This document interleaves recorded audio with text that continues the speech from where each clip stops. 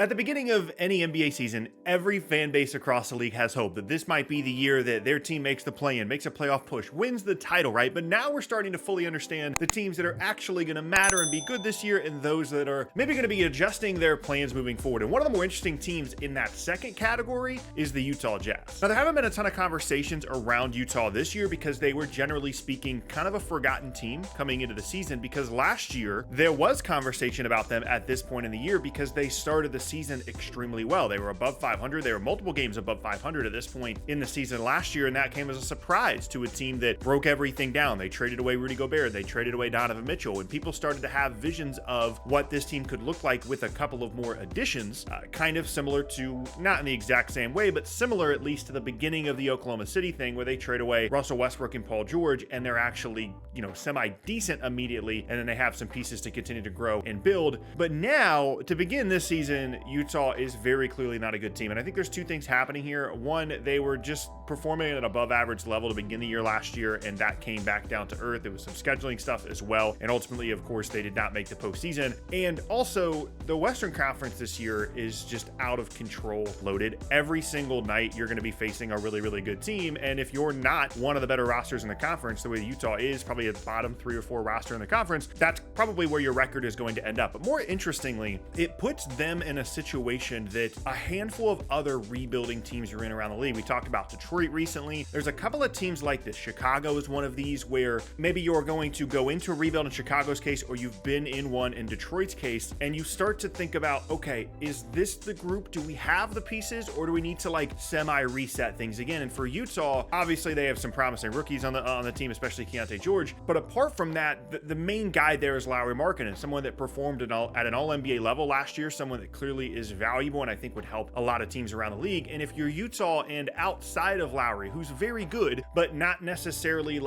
he is a franchise cornerstone guy, but not really on that level. There's a lot of value there, but if he's the only main guy, it's not really someone that you want to completely build your team around in the future. And if that's the case, at what point do you decide, hey, we should get value out of him, and then look to try and find that number one option guy elsewhere? And it's just an interesting situation because not only are there teams around the league like Utah, like Chicago, like Detroit that could possibly be looking at trading some of their better players as a way to mini reset their rebuild, and generally speaking that does make sense. But if they're all going to do that, then all of a sudden there's a lot of players on the Lauri Markkanen, Zach LaVine, Cade Cunningham level of player out there that limits the value of your individual guy. And there's just a lot of factors that suddenly go into this. And for Utah specifically, for a team that I don't think had super high expectations going into the season, but certainly is underperformed relative to what people thought they were going to be given how well they started the year last year, it does feel a little bit like a team without a true direction. And it's okay in comparison to Detroit and Chicago, the other two teams I continue to mention throughout the video. It's fine for them because they have all of these extra assets from the Donovan Mitchell trade, from the Rudy Gobert trade, and it's okay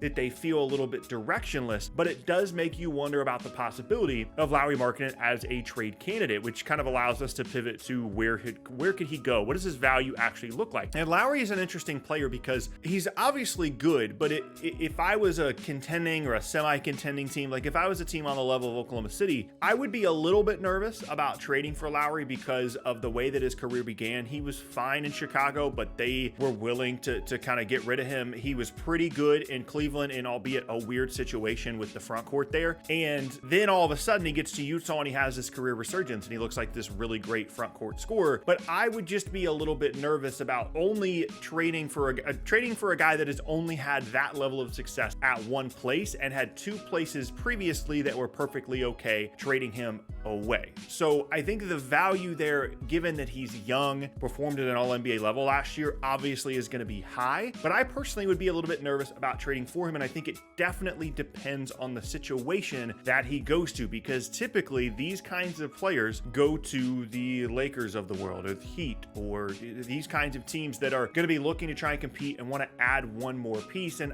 that's not, if I was one of those teams, I wouldn't want to try and trade for Lauri Markkanen, because right now his value is that of a player that is a primary creator, the best offensive player on the team, the guy that does a lot of stuff for you offensively. And if you are the Lakers or the Heat and you're trading for that guy, you're not going to get that guy. However, if I was a team that was trying to bridge the gap a little bit between contention and maybe being a little bit ahead of the pace that they should be at in terms of a rebuild, like Brooklyn, for example, or Oklahoma City, who I mentioned earlier, I do think that that is an interesting fit, because for teams that struggle a little bit with their spacing at times, like Brooklyn, or for teams that have so much talent and are kind of trying to figure out exactly how to get it to all go together, like Oklahoma City, possibly with a Josh Giddey trade, like we talked about a week and a half ago, or 2 weeks ago at this point, I think those are interesting possibilities. And at this point, unless we get some more substantial rumors, it doesn't feel likely that you would end up trading away Lauri Markkanen if you're Utah this season, unless things go to complete catastrophe, like Detroit Pistons level of not winning basketball games, because it does feel like a piece that you'd want to have. And given how many draft picks they have, it seems like a situation where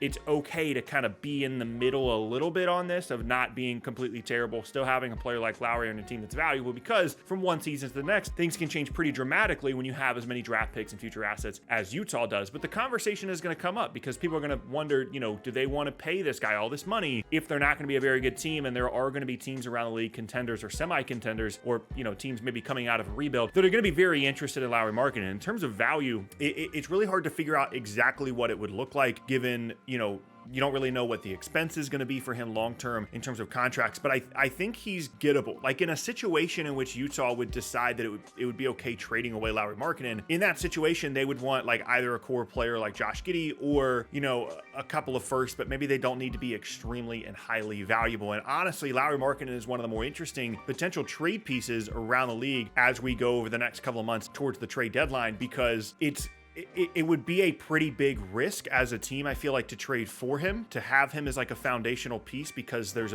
not very small, but there's a smaller sample size than you'd like of him being this really good player with this one season in Utah last year. That's a concern. But also, if you get it right and he goes to the right situation, he can be extremely, extremely valuable. And I don't think he would be incredibly expensive either. And just to be clear as well, so Jazz fans don't get mad at me, I'm not making the case that they should trade Lauri. If I was in their situation, I don't think that I would. I'm just telling you that his name is going to come up, and his name is already out there, and there are rumors about this. And I'm trying to understand why that would make sense, what they could possibly get in exchange for him, as well as which teams around the league would be interested in trading for Lauri. So let me know down in the comment section below where you guys think you land on this Lauri situation. Do you think Utah is going to trade him? Do you think they should trade him? And in that scenario, where do you think he would end up? What's the value of this guy? I think it's a conversation that's going to continue to come up over the next couple of weeks. And again, as we approach the trade deadline in February, I think it's something that is definitely going to be out there and continue to be rumored about. And it's something I'm having a hard time figuring out exactly where his value is, as well as what Utah should or shouldn't do. Right now, I'm erring on the side of they shouldn't trade him and they should just keep him. But if things get really, really bad, or they feel super confident about their ability to continue to rebuild, Lauri Markkanen could very easily be on a different team within the next month or two.